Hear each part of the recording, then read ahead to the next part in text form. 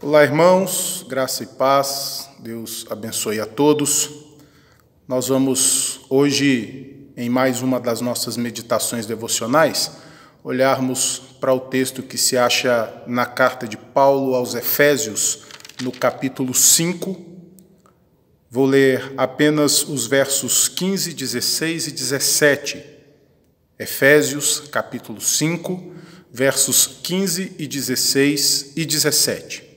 E o texto nos diz assim: Portanto, vede prudentemente como andais, não como nécios, e sim como sábios, remindo o tempo, porque os dias são maus.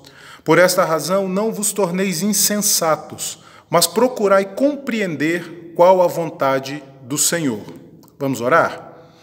Senhor, nós estamos diante da Tua palavra e, ao lermos a Tua palavra, nós suplicamos que o Teu Santo Espírito venha nos iluminar a mente, o coração, para que nós possamos, de fato, compreender aquilo que lemos e estas realidades tão preciosas fiquem gravadas em nós e nos ensinem a vivermos segundo aquilo que o Senhor mesmo requer de nós como povo Teu. Por isso, ó Deus, sê conosco.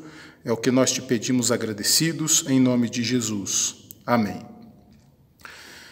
É importante, antes de entrarmos propriamente nestes versos que lemos, olharmos para aquilo que o apóstolo Paulo vem tratando antes de chegar neste ponto da carta.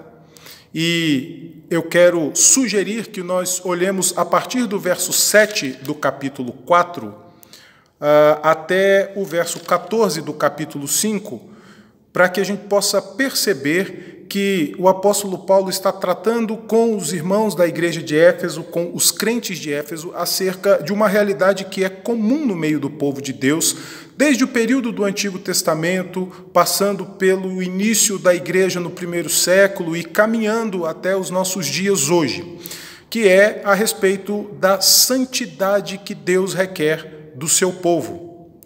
Paulo está mostrando para os crentes de Éfeso acerca desta vida de santidade em oposição à vida daqueles que não conheciam a Deus, que são mencionados aqui no texto como sendo os gentios.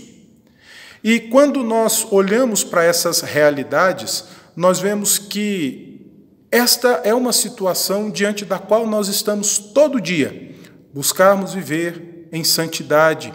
E por que é que nós precisamos viver em santidade? Porque é isso que Deus exige do seu povo.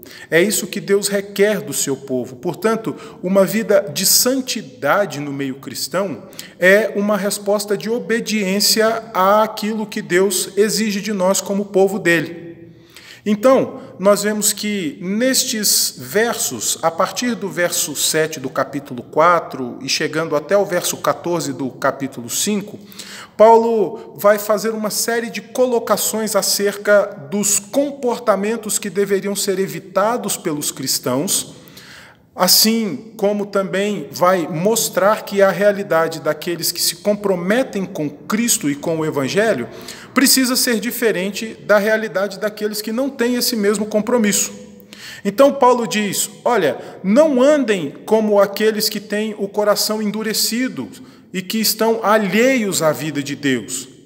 E aí ele vai mostrar que a realidade de nós como crentes, ou a realidade do povo de Deus, ela precisa ser diferente da realidade daqueles que não conhecem a Deus e que não se comprometeram com a sua palavra.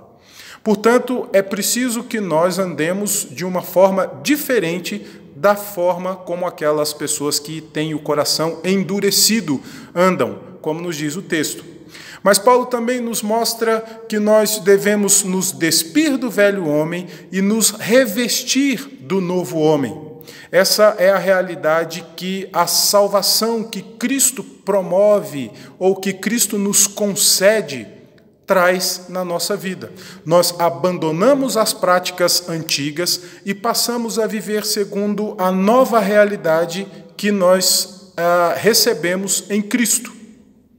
Depois de, então, fazer esta observação ou esta colocação acerca da vida com Cristo e da vida sem Cristo, Paulo enumera, então, alguns comportamentos de forma mais específica, e ele vai fazer um contraste interessante entre aquilo que deveria ser abandonado, mas também aquilo que precisaria ser cultivado. Então, Paulo vai dizer, se você era um mentiroso, deixe a mentira, mas comece a dizer a verdade. Se você era alguém que furtava, deixe a prática do furto, mas agora comece a trabalhar e, através do trabalho, você vai obter a sua manutenção, o seu sustento. Se você é alguém ou era alguém que tinha o hábito de dizer palavras torpes, deixe essa prática, mas agora comece a dizer coisas que edifiquem as outras pessoas. Se você era alguém que vivia cultivando sentimentos maus, abandone esses sentimentos maus. Como nós vemos no verso 31 do capítulo 4. Longe de vós toda amargura, cólera, ira, gritaria, blasfêmias e bem assim toda malícia. Abandone estas práticas, estes sentimentos maus, e agora desenvolva um sentimento de benignidade, tendo disposição para perdoar as pessoas, assim como Cristo nos perdoou, ou como Deus nos perdoou em Cristo. Então, é interessante que Paulo faz este contraste, mostrando o que nós éramos, mostrando que nós devemos abandonar aquilo que éramos, mas passar a agir de forma condizente com aquilo que nós somos agora. Existe um motivo para que Paulo faça isso. E o verso 6 do capítulo 5 nos diz que a ira de Deus vem sobre aqueles que são desobedientes. Paulo diz, ninguém vos engane com palavras vãs, porque por essas coisas vem a ira de Deus sobre os filhos da desobediência. É uma realidade que nós, como cristãos, precisamos observar. Nós somos chamados a uma prática de obediência. E esta prática de obediência, ela se refere tão somente a fazermos aquilo que Deus exige de nós como servos dele, como povo dele. E nós precisamos nos santificar, porque a vontade de Deus é que nós sejamos santos. E dentro desta realidade de santidade, nós precisamos ver cada uma destas situações específicas que nos mostram como nós devemos agir para que essa santidade seja evidente na nossa vida e também seja um testemunho diante daqueles que não vivem esta mesma realidade ou não experimentam esta mesma realidade. É então que nós encontramos o portanto que inicia os versos que nós lemos. No verso 15, Paulo começa dizendo, portanto, ou seja, por causa de tudo aquilo que eu já mencionei até aqui, andem como sábios e não como tolos. E tanto Davi quanto Salomão, como eu mencionei na meditação que nós fizemos no Salmo 90, no outro vídeo, tanto Davi como Salomão, eles nos ensinam que para nós sermos sábios é fundamental temermos ao Senhor, porque ambos afirmam que o temor do Senhor é o princípio da sabedoria. Então, se nós precisamos viver como sábios e não como tolos, é importante que nós sejamos tementes a Deus, porque se nós não temermos a Deus, não há sabedoria em nós. Se nós não temermos a Deus, não há como nós vivermos esta vida sábia a qual nós somos chamados pela mudança que o Evangelho promoveu em cada um de nós. É fundamental temer ao Senhor, porque o temor do Senhor é o princípio da sabedoria, como nós lemos tanto nos Salmos quanto no livro de Provérbios. E Paulo vai caminhar nessa mesma direção e vai nos dizer que o sábio é aquele que aproveita bem o seu tempo, porque os dias são maus. Veja, o verso 16, olhando também para o verso 15, Paulo vai dizer, vede prudentemente como andais, não como tolos, não como nécios, e sim como sábios, remindo o tempo, aproveitando bem o tempo, porque os dias são maus. Obviamente, Paulo não estava referindo-se aos nossos dias de quarentena, mas é importante nós olharmos para a realidade dos dias que nós estamos vivendo hoje e entendermos aquilo que Paulo está dizendo para os crentes lá da igreja de Éfeso nos nossos dias hoje. Então, ele nos chama a esta realidade de sabedoria e dizendo que o sábio é aquele que aproveita bem o seu tempo, é aquele que sabe desenvolver bem as suas atividades no tempo que ele tem, porque os dias são maus. Mas Paulo também não para por aí, ele vai nos dizer que essa sabedoria que nós devemos buscar, ela é algo que vai nos levar a conhecer e a compreender qual é a vontade de Deus, concluindo os versos que lemos. Por esta razão, verso 17, não vos torneis insensatos, mas procurai compreender qual a vontade do Senhor. É aqui que eu gostaria, então, de refletir a respeito destes 3 elementos que aparecem aqui nestes 3 versos: o tempo, os dias maus e a vontade de Deus. Sobre o tempo, sendo muito breve, nós poderíamos dizer que, salvo raríssimas exceções, daqueles que hoje estão trabalhando em serviços essenciais, você nunca teve tanto tempo na vida como você tem agora, como você tem tido nestes dias. É tanto tempo que nós não sabemos o que fazer com ele. É tanto tempo que nós não sabemos como aproveitá-lo. E aqui nós somos alertados a respeito de realidades que talvez até então nós ainda não tínhamos percebido. Hoje, o seu trabalho não rouba o seu tempo, porque você não pode sair para trabalhar. Hoje, a sua necessidade de ganhar mais, ela não rouba o seu tempo, porque ela não pode ser suprida, porque você não pode sair para trabalhar. Hoje, a sua necessidade de viver e de conviver em família tem sido algo imposto a você, porque você não pode sair para trabalhar.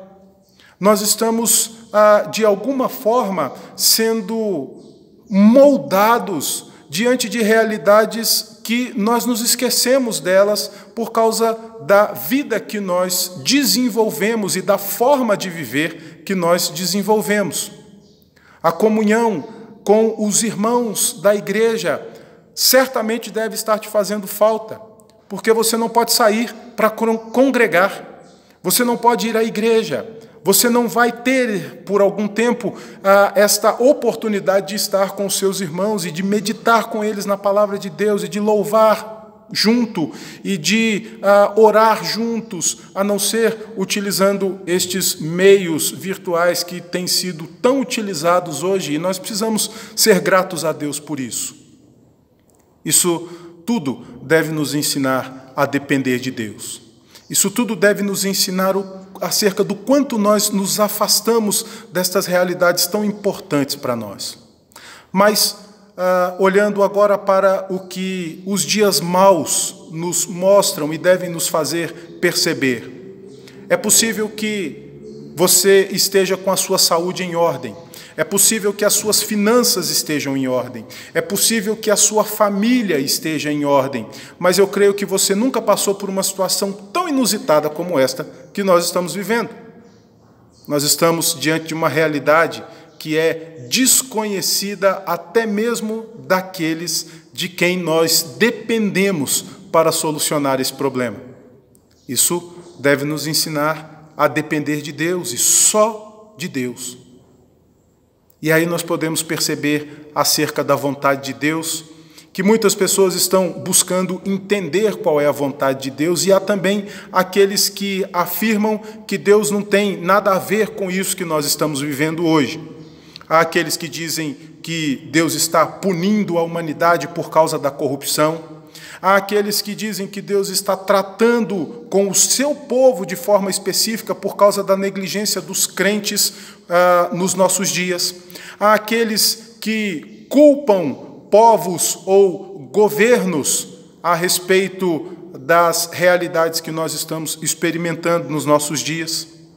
Mas seja lá qual for a sua percepção pessoal a respeito deste tema, o fato é que nada disso estaria acontecendo se não estivesse debaixo da vontade soberana de Deus. E de modo mais amplo, nós poderíamos nos perguntar, qual é então a vontade de Deus? Quando nós olhamos para o que o apóstolo Paulo escreve na carta aos Tessalonicenses, lá no capítulo 4, verso 3, nós vemos Paulo dizer que a vontade de Deus é que nós sejamos santos, como nós já vimos no início deste vídeo. Ainda na mesma carta aos Tessalonicenses, no capítulo 5, verso 18, Paulo vai dizer que a vontade de Deus é que nós sejamos gratos, e gratos em tudo. E na carta que o apóstolo Paulo escreve aos Romanos, ele diz que a vontade de Deus ela é boa, ela é perfeita, ela é agradável, e que a renovação da nossa mente nos faz experimentar essa vontade boa, perfeita e agradável, como nós lemos lá no capítulo 12, verso 2 da carta aos Romanos. Ontem, que foi domingo, olhando para diversos cultos que estavam sendo transmitidos online para, de alguma forma, suprir a nossa necessidade de celebrarmos juntos, eu estava ouvindo um culto que estava sendo transmitido pela Igreja Presbiteriana de Tomás Coelho, no Rio de Janeiro, onde um primo meu, que é presbítero, estava pregando nessa ocasião. E ao final dessa transmissão, o pastor da igreja, que é o reverendo Fábio Quintanilha, ele disse algo muito interessante a respeito desta realidade. Ele disse assim: você pode ter todo o tempo do mundo e ainda assim não ter tempo para ler a palavra e nem ter tempo para a oração. Você pode ter todo o tempo do mundo e não ligar para ninguém, se importando apenas consigo mesmo. Ou seja, você pode ter todo o tempo do mundo e ainda assim não ter tempo para Deus. A sugestão que Paulo nos faz, seguindo nos versos finais deste bloco, no capítulo 5 de Efésios, e agora eu me refiro aos versos 18 até o verso 21, nos trazem uma colocação muito importante e que vai se desdobrar em ações práticas. Paulo diz assim: enchei-vos do Espírito. Nós precisamos usar este tempo para nos encher do Espírito. E como é que nós vamos nos encher do Espírito? Falando das Escrituras, louvando de coração com hinos e com cânticos espirituais, sendo agradecidos por tudo a Deus, sujeitando-nos uns aos outros no temor de Cristo. E olhando para estas situações práticas que o apóstolo nos mostra aqui acerca de como nós podemos aproveitar bem o tempo nos enchendo do Espírito, eu quero pensar em pelo menos duas realidades que são extremamente importantes para nós aprendermos a aproveitarmos este tempo que Deus está nos dando. Primeiro, os dias são maus. Nós estamos vivendo uma realidade inédita e ainda não sabemos como lidar com ela. Segundo, nós precisamos conhecer e compreender qual é a vontade de Deus, certos de que Deus está no controle e vai permanecer no controle. Portanto, leia a Bíblia, faça oração, cante louvores, ligue para outras pessoas, louve a Deus com aqueles que fazem parte desta mesma família da fé. Aproveite esta oportunidade que Deus está nos dando para falar do amor de Deus àqueles que ainda não o conhecem. Nós precisamos aproveitar o tempo, nós precisamos remir o tempo, porque os dias são maus. Mas a palavra de Deus nos dá toda a orientação e todo o sustento de que nós necessitamos para podermos viver essas realidades difíceis que Deus tem permitido que nós passemos por elas.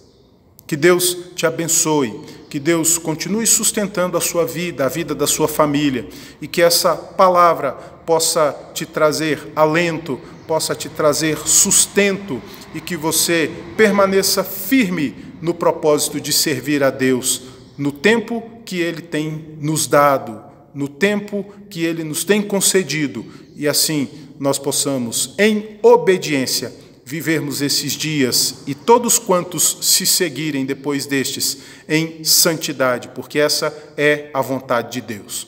Que Deus te abençoe.